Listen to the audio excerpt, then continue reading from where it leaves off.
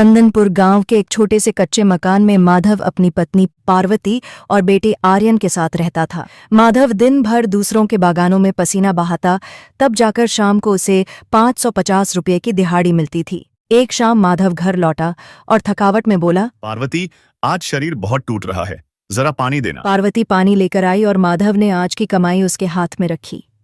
पैसे गिनते हुए पार्वती की चिंता बढ़ आ गई। उसने धीमे स्वर में कहा, अजी, आर्यन अब बड़ा हो रहा है। उसकी स्कूल की फीस और किताबों का खर्च बढ़ता जा रहा है। ये 500 से 600 रुपये में अब गुजारा नहीं हो पाता।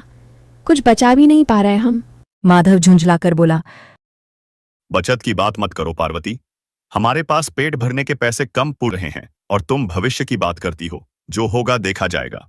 नहीं जी, मैंने सुना है शहर से आए कबीर बाबू बता रहे थे कि अगर हम हर दिन के थोड़े पैसे भी बचाएं तो वो आने वाले समय में एक सहारा बन सकते हैं। अगले कुछ दिन माधव के लिए बहुत भारी रहे। भारी बारिश के कारण बागानों में काम बंद हो गए। 4 दिनों तक माधव खाली हाथ घर लौटा। घर में राशन खत्म होने की कगार पर था। नौबत यहाँ तक आ गई कि आर्यन को भूखा देख पार्वती को अपनी सहेली से आटा उधार मांगना पड़ा। जब माधव को यह पता चला तो उसका स्वाभिमान जाग उठा। उसे एहसास हुआ कि पार्वती सही कह रही थी। बिना बचत के जीवन एक ढलान की तरह है, जहां कभी भी पैर फिसल सकता है। अगली सुबह माधव चाय की दुकान पर बंसी काका से मिला। माधव को उदास देख काका ने उसे अपने पोते कबीर से मिलवाया। ने माधव की समस्या सुनी और कहा, माधव चाचा, आप मजदूरी के भरोसे कब तक रहेंगे? क्यों ना आप अपनी छोटी सी दुकान या रेहड़ी लगा लें। माधव कुछ नहीं बोला, पर उसके मन में एक बीज पड़ चुका था। उसी रात आसमान में बादल घिर आए, तेज हवा चली, बिजली कड़की और माधव को नहीं पता था कि यही बारिश उसकी जिंदगी की दिशा बदलने वाली है। अगली सुबह सूरज निकलते ही माधव उठ गया। उसने पार्वती से कहा, आज मैं मजदूरी पर नहीं जाऊंगा। आज मैं अपने लिए कुछ मांगने जा रहा हूं। अगर जमीन मिल गई तो मेहनत भी हमारी होगी और फसल भी। पार्वती ने उसकी आंखों में देखा। डर भी था, लेकिन उससे ज्यादा भरोसा। जाओ जी, मेहनत मांगने में कभी शर्म नहीं होती। जमीन मांगोगे तो रोटी उगेगी। जमींदार के दरवाजे पर माधव, गांव के सबसे बड़े जमींदार हरिराम सिंह के घर पहुंचा। ऊंचा मकान, बड़ा आंगन, चारों तरफ रौब।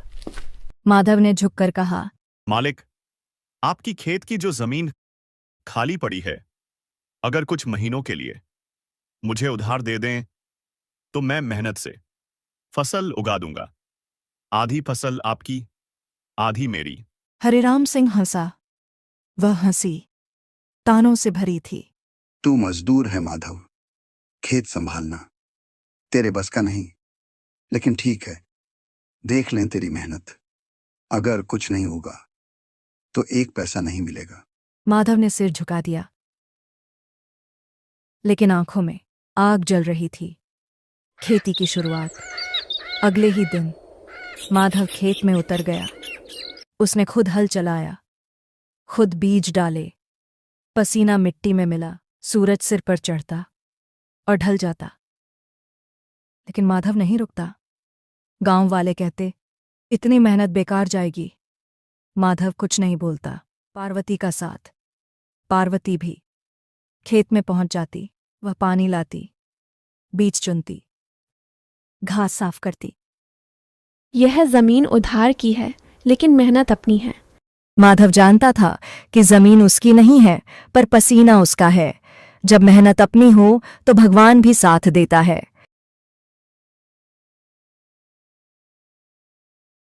कुछ ही हफ्तों में फसल लहलहाने लगी और पूरा खेत हरियाली से भर गया। बीज पौधों में बदले, पौधे बालियों में और मेहनत उम्मीद में बदल गई। हर गुजरने वाला रुककर देखने लगा और गांव में चर्चा होने लगी कि माधव की फसल इस बार कुछ अलग ही लग रही है। इतनी अच्छी फसल, यह नामुमकिन है।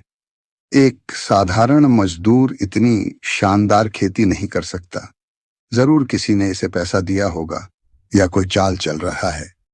मेरी जमीन पर खड़ा होकर कोई मेरे बराबर कैसे हो सकता है? मुझे इस बात की जांच करनी होगी, वरना गांव में मेरी इज्जत पर सवाल उठने लगेंगे। अरे, तुमने इतनी अच्छी फसल कैसे उगा ली? क्या तुमने इसमें कोई दवा का छिड़काव किया है? मैंने तुमसे कहा था ना कि कोई भी काम मुझसे पूछे बिना मत करना। या फिर तुमने किसी से पैसे की मदद ली है क्या?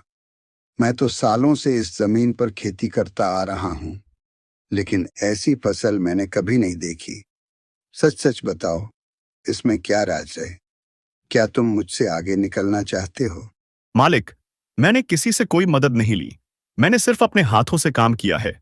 सुबह सूरज से पहले खेत में उतरता हूं और रात अंधेरा होने पर लौटता हूं। मैंने मिट्टी को समझा है, उसे समय दिया है। अगर फसल अच्छी हुई है तो वह मेहनत की वजह से है।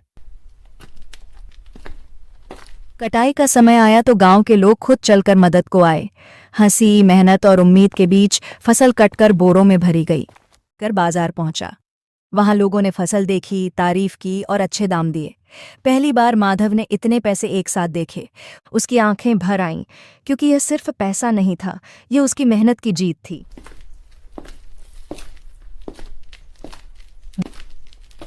उस शाम वह थका हुआ लेकिन खुश होकर घर लौटा और पैसों का छोटा सा ढेर पार्वती के सामने रख दिया। ये पैसे हमारे लिए बहुत बड़ी जिम्मेदारी हैं।